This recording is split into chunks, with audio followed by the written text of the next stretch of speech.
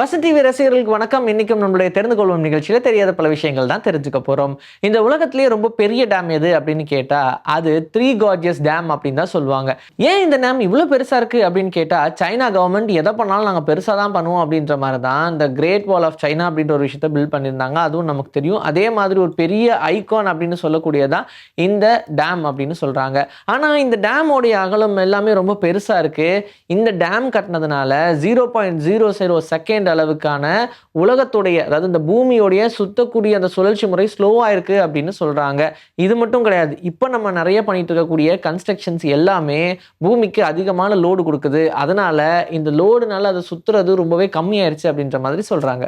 இந்த உலகத்திலேயே இரக்கமே இல்லாதவர் யாருப்பா அப்படின்னு மக்கள் கிட்ட கேட்டா ஒரு டைம்ல எல்லாரும் சொன்ன ஒரே பெயர் ஹிட்லர் அப்படின்ற பெயர் மட்டும்தான். ஏன் அந்த ஹிட்லர் அப்படின்றவர் சொல்றாங்க, நல்லா தானே ஆட்சி பண்ணாங்க அப்படின்லாம் சொன்னாலும் அவருக்கு தான்ப்பா அவார்டே கொடுக்கணும் அப்படின்ற ரேஞ்சுக்கு மக்கள் எல்லாருமே அவரை பெருசா போர்ட்ரே பண்ணி வச்சிருந்தாங்க. என்ன காரணம்னா 6 கோடி பேருடைய மரணத்துக்கு காரணமா இருந்த ஒரே ஆள் ஹிட்லர் தான். இது வரைக்கும் நம்மளுடைய ஹிஸ்டரியிலேயே நமக்கு விவரம் தெரிஞ்சு இப்படி ஒரு விஷயம் நடந்தே கிடையாது. ஆனால் அந்த ஹிஸ்டரியில ஒரே ஒரு நபரா மேலே ஏறி நிற்கிறாரு அப்படின்னா அது ஹிட்லர் மட்டும்தான். நமக்கு எல்லா இறைச்சியுமே ரொம்ப பிடிச்சதுதான் வச்சுக்கோங்களேன். சரி, ஒரு சில பேருக்கு ஒரு சில ஃபேவரட்ஸ் இருக்கும். சிக்கன் சாப்பிடுவோம், எக்கு சாப்பிடுவோம், இப்படி ஒவ்வொருத்தங்களுக்கும் ஒவ்வொரு ஃபேவரட் இருக்கு. ஆனால் சிக்கன் சாப்பிட்றவங்க மட்டன் சாப்பிட மாட்டாங்க, மட்டன் சாப்பிட்றவங்க சிக்கன் சாப்பிட மாட்டாங்க. இந்த மாதிரி இல்லை, எக்கு ஒரு சில பேருக்கு பிடிக்காது. இப்படி தனிப்பட்ட செலெக்ஷன் அப்படின்ற ஒரு விஷயம் இருக்குல்ல.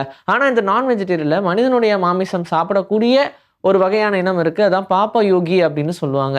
இந்த வகையான ட்ரைப்ஸ் பேர் தான் பாப்புவான் அப்படின்னு சொல்லுவாங்க. நியூஜெனியால இருக்கக்கூடிய இந்த வகையான ட்ரைப்ஸ் என்ன பண்றாங்கன்னா மனிதர்களுடைய மாமிசத்தை சாப்பிடுவாங்களாம். சரி, நீங்க என்ன யோசிப்பீங்க, பசினால வேற எதுவும் கிடைக்காம சாப்பிட்றாங்களோ அப்படின்னு யோசிச்சா அதுதான் கிடையாது. இதுல நியூட்ரிஷன் வேல்யூஸ் ரொம்ப அதிகமா இருக்கு அப்படின்ற ஒரு காரணத்தினால அவங்க இதெல்லாம் பண்றாங்க அப்படின்னு சொல்றாங்க. கேட்க கொஞ்சம் அருவருப்பா இருந்தாலும் இது உண்மையா நடக்கக்கூடிய ஒரு விஷயம் அப்படின்னு கேட்கறதுனால கொஞ்சம் வியர்டாவும் இருக்கு. சரி, இன்னொரு பக்கம் அவங்களுடைய டிஎன்ஏவும் நம்மளுடைய டிஎன்ஏ ஒத்து போகுது.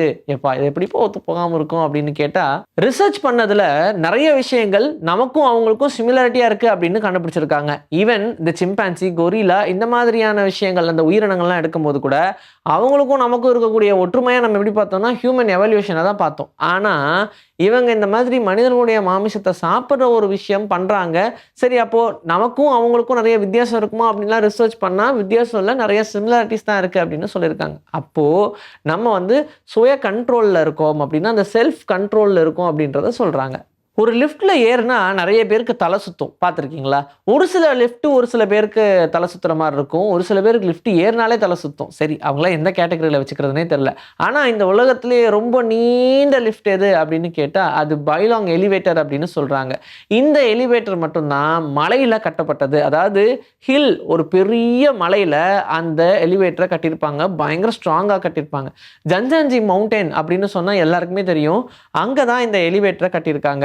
இந்த ஜன்ஜான்ஜி நேஷனல் பார்க் உள்ள இருக்கக்கூடிய இந்த எலிவேட்டருடைய ஹைட் அப்படின்னு பார்த்தோம்னா 1070 அடி அப்படின்னு சொல்றாங்க. அப்போ இதோடைய பைபாஸ் ரொம்ப ஸ்லோவா இருக்குமா அப்படின்னு கேட்டா அதெல்லாம் கிடையாது. முடிஞ்ச அளவுக்கு ஃபாஸ்டா இருக்கும் அப்படின்னு சொல்றாங்க. 66ல இருந்து கிட்டத்தட்ட 88 இல்ல மேக்ஸிமம் 90 செகண்ட்குள்ள அது ரீச் ஆயிடும் அப்படின்னு சொல்றாங்க. இந்த டியூரேஷனை அவங்க மொத்தமா கணக்கு வைக்காம மல்டி ஹைக் அப்படின்னு சொல்றாங்க.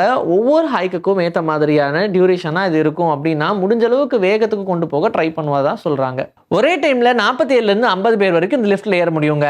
ஆனா இந்த லிஃப்ட் ஒரு மணி நேரத்துல 1300 பேருக்கு மேல லிஃப்ட் பண்ணுது அப்படின்னு சொல்றாங்க. நிஜமாவே இன்ட்ரெஸ்டிங்கா இருக்குல்ல. நிறைய மரங்கள் இருக்கு. ஒவ்வொரு மரமும் ஒவ்வொரு ஹைட்ல இருக்கும். ஆனா அதே மாதிரி ஒவ்வொரு மரமும் ஒவ்வொரு அகலத்துல இருக்கும். ஒவ்வொன்றுக்கும் ஒரு யூனிக்னஸ் இருக்கிற மாதிரி இந்த உலகத்திலேயே இருக்கலே ரொம்ப ஹைட்டான மரம் எது அப்படின்னு என்னைக்காவது யோசிச்சிருக்கீங்களா? அதுதான் ஹைப்போரியன் அப்படின்னு சொல்றாங்க. இந்த ஹைப்போரியன் டைப் ஆஃப் மரங்கள் என்ன பண்ணும்னா ரொம்ப அதிகமா ரொம்ப ரொம்ப டாலா வளரும் அப்படின்னு சொல்றாங்க. ஈவன் நம்ம சொல்லணும்னா ஒரு மரம் இருக்குங்க கலிபோர்னியால. அந்த மரத்தோடைய ஹைட்டு கிட்டத்தட்ட 32 பில்டிங் இருந்தா எப்படி இருக்குமோ அந்த லெவலுக்கான ஹைட்ல இருக்கும்னு சொல்றாங்க. இன்னைக்கு நம்மளுடைய தெரிந்து கொள்வோம் நிகழ்ச்சியில தெரியாத பல விஷயங்கள் தெரிஞ்சுக்கிட்டோம். இதே மாதிரி சூப்பரான கண்டென்ட்டோட உங்களை நான் சந்திக்கிறேன். This is bye from Vijay Sri. Take care.